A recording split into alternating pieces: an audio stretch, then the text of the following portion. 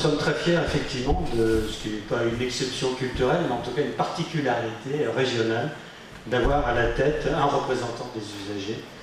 Alors, pourquoi l'éthique? Parce que nous ne manquons pas de questions difficiles, chacun porte les siennes, et notamment la juste allocation des ressources en santé, la bonne utilisation des technologies médicales, et puis ce défi nouveau qui est l'expression de la démocratie en santé. Alors, la loi a prévu la création de ces espaces de réflexion éthique à l'échelon régional ou interrégional, en lien avec les CHU, donc voilà pourquoi, au départ, je pense que le législateur pensait que les ressources étaient situées à cet endroit-là, mais c'est largement étendu au niveau de la région, très en dehors des CHU. 5 missions, une mission de formation, et tout à l'heure, on donnera la parole au moment des questions certains d'entre nous qui pourront vous en dire plus, de documentation, de création de rencontres, échanges interdisciplinaires, de production de réflexion, création d'observatoires régionaux des pratiques au regard de l'éthique, dit le texte de la loi, et puis enfin de débats publics dont j'ai dit tout à l'heure que même en y mettant de la méthode, ils ne sont pas toujours très faciles. Dans notre région, qui est devenue une très grande région, je voudrais juste rappeler qu'elle a la population de la Suisse et qu'elle est quasiment 2 fois plus grande. Eh bien, nous avons adopté une méthode de travail qui est basée sur la capacité d'argumentation. Ce n'est pas tant l'expression des points de vue, chacun a raison dans sa vérité personnelle, c'est plutôt de savoir pourquoi un point de vue est adopté plutôt qu'un autre. Et tout ceci devient très difficile. Exprimer en termes compréhensibles par son voisin pourquoi on est pour ou contre est beaucoup plus important que de lui dire qu'on est pour ou contre. Mais évidemment, c'est beaucoup plus exigeant. On part du principe que chacun adopte une démarche d'honnêteté dans son intention, que l'autre qui l'écoute va respecter la part de vérité que chaque être porte en lui, mais c'est pas toujours facile. Mais si ceci est acquis, alors à ce moment-là, tout peut être dit, tout peut être entendu, puisque nous sommes là pour construire une compréhension mutuelle. Évidemment, on n'évolue pas n'importe où, donc il existe un contexte juridique qui a toujours été rappelé. On essaye de comprendre les attentes de la société et le domaine des possibles, c'est-à-dire à la fois ce que les psychiatres appellent le principe de plaisir, hein, j'aimerais bien ça, et puis le principe de réalité, écoutez, ça c'est pas possible, et puis on essaye de ramener tout ceci sur un plan philosophique. Ceci nous a permis de mieux formaliser les questionnements. On remercie tous les participants. Je dirai tout à l'heure à quel point ça a été riche, parce qu'une argumentation partageable a émergé de tous ces travaux. Et je pense que l'objectif commun était d'agir pour une vie qui soit bonne pour tous. Pas seulement pour soi, pour tous. Ça veut dire que nous sommes vraisemblablement amenés à faire des compromis, à essayer de faire évoluer nos positions parce qu'un argument d'autrui est beaucoup plus important. Tout ceci reste à voir et le président nous dira ce qu'il en a vu. En termes de formation, un diplôme et surtout beaucoup de formations continues qui sont en train de se développer. Là encore, des questions seront posées, j'imagine. Les débats publics ou la rencontre avec le public, ce fut pour nous l'année écoulée sous forme d'états généraux, hein, en région. C'était vraiment un programme national voulu par le président de la République, le Premier ministre et l'ensemble du gouvernement. Ça a été l'objet d'instruction pour tous les acteurs. 36 débats ont été menés en région, en notre région Auvergne-Rhône-Alpes, et réunissant 4000 participants, c'est dire la richesse. Évidemment, nous ne sommes pas les seuls, et cette production a rejoint la production d'autres régions et d'autres groupes de pensée ou sociétés savantes qui ont été interrogés. Alors, comment nous organisons-nous dans la région? C'est permanent. Les automnales sont des grands rendez-vous. Je vous mets juste la dernière ligne en exergue. L'humain et la génomique vers une transformation profonde des pratiques de la génétique et de la procréation. C'est le sujet de, j'ai plus la date en tête, mais du mois de novembre à Grenoble, c'est le 7 ou le 17 7 novembre 2019 à Grenoble, et nous remercions nos collègues grenoblois de nous accueillir. Les cafés éthiques sont répartis très régulièrement au cours de l'année entre Grenoble, Lyon, Saint-Étienne et Clermont-Ferrand, de même que les automnales d'ailleurs. Les thèmes ici sont là, mais vous voyez, on parle absolument de tout, d'argent, de société, d'hommes augmentés, de dépistage, de patients qui refusent les soins, etc.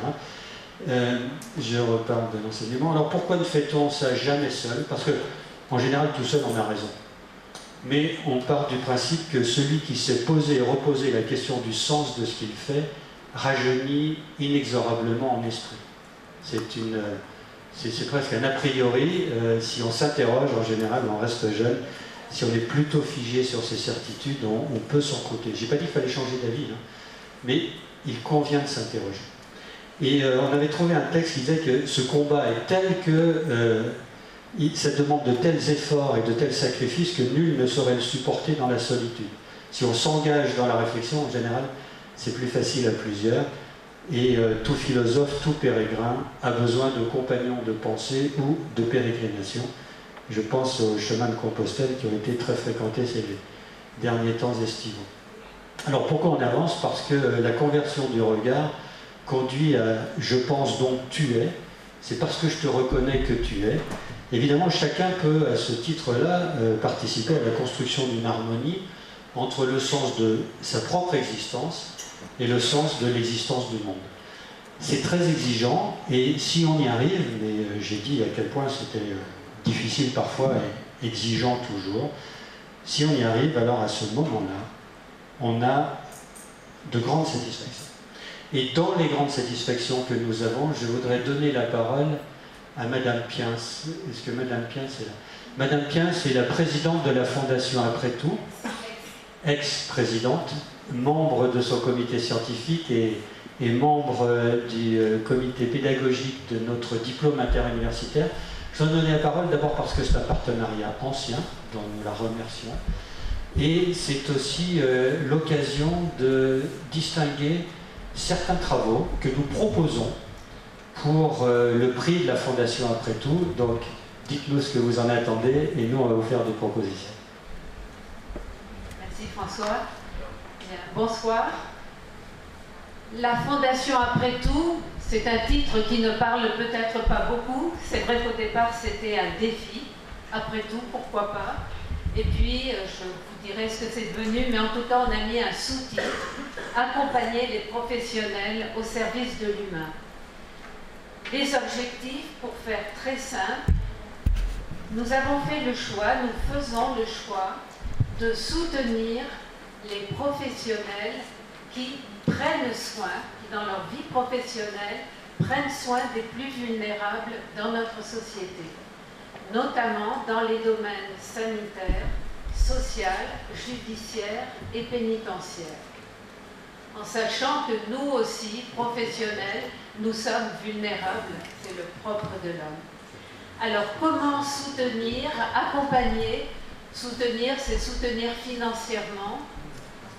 Nous soutenons des projets individuels, des projets soit de formation en éthique, en philosophie, des personnes qui s'inscrivent au DIU d'éthique en santé, au master de philosophie, également pour un doctorat, mais ça peut être en philosophie, en psychologie, en sciences de l'éducation, enfin il y a différents domaines que l'on appelle humanistes.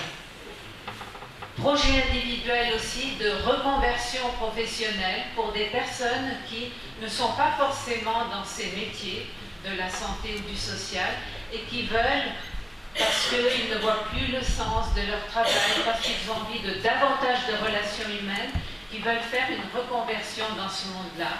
Aides-soignantes, infirmières, il y a eu de nombreuses reconversions professionnelles. Et puis nous soutenons aussi des projets collectifs, pour nous c'est très important. On en soutient dans le domaine de la santé, par exemple les cours des conférences d'éthique et de philosophie aux internes de médecine générale, avec une philosophe. Nous finançons ces conférences, un café santé, mais aussi des projets collectifs dans le monde pénitentiaire. Nous soutenons tout un travail sur le travail d'intérêt général. Dans le monde judiciaire, on soutient aussi une association, sur la justice restaurative, qui travaille sur ce thème, et puis des projets pluridisciplinaires, santé, sociale, judiciaire. Sur la place de l'enfant, par exemple, un des thèmes, la place de l'enfant au milieu de la séparation des parents. Voilà. Alors en ce qui concerne plutôt à ceux qui font actuellement le DIU, nous, ça nous naverait, je serais vraiment navrée que des étudiants, des professionnels ne puissent pas faire ce diplôme ou un master ou une thèse pour des raisons financières. Donc j'ai mis quelques plaquettes qui valent ce qu'elles valent, qui disent quelques mots sur notre projet, mais surtout avec un site, et vous pouvez aller voir ce site, avec une adresse, si vous avez besoin d'une aide, d'un accompagnement. Je me permets de...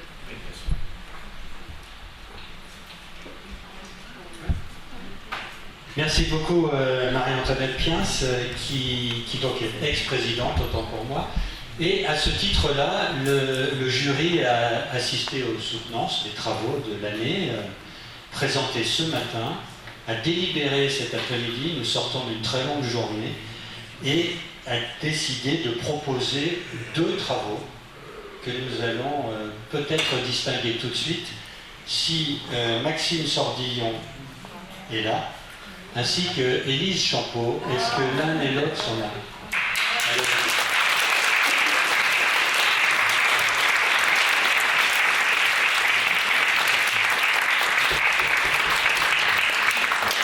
Alors, Maxime et Élise, vous avez entre 30 secondes et 1 minute 30 pour dire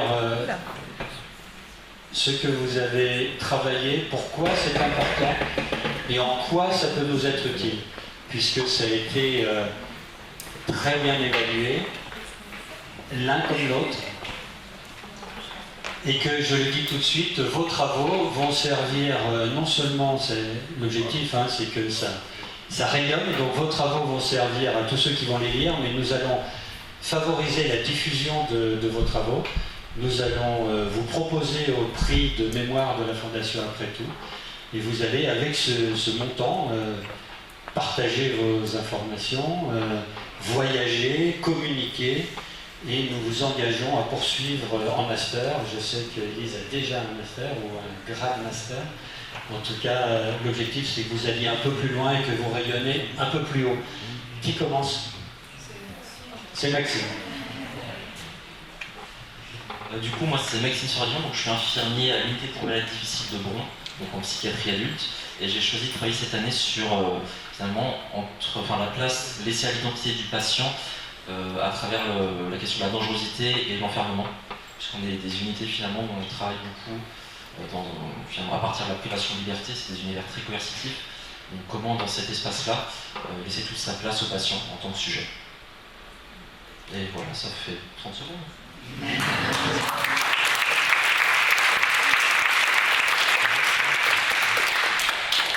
Élise Champeau, je suis orthophoniste, donc j'ai un double exercice, je travaille à l'hôpital des Charpennes et à domicile également.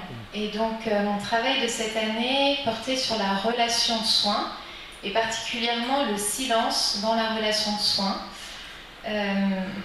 D'après l'expérience clinique avec un patient que je suis depuis 4 ans, pour lequel j'ai été appelée pour le sortir, entre guillemets, d'un silence pathologique dû à un traumatisme crânien. Et en fait, j'ai été invitée à chercher dans ce silence des traces d'intention, d'intentionnalité, et donc de faire le pari de l'intentionnalité dans un silence qui était au début perçu comme symptôme. Et donc, dans ce pari-là, comment reconnaître l'autre en tant que sujet, en tant qu'autre moi et tout autre moi. Voilà, tout autre que moi. Donc, c'était le travail de cette année. Je vous remercie.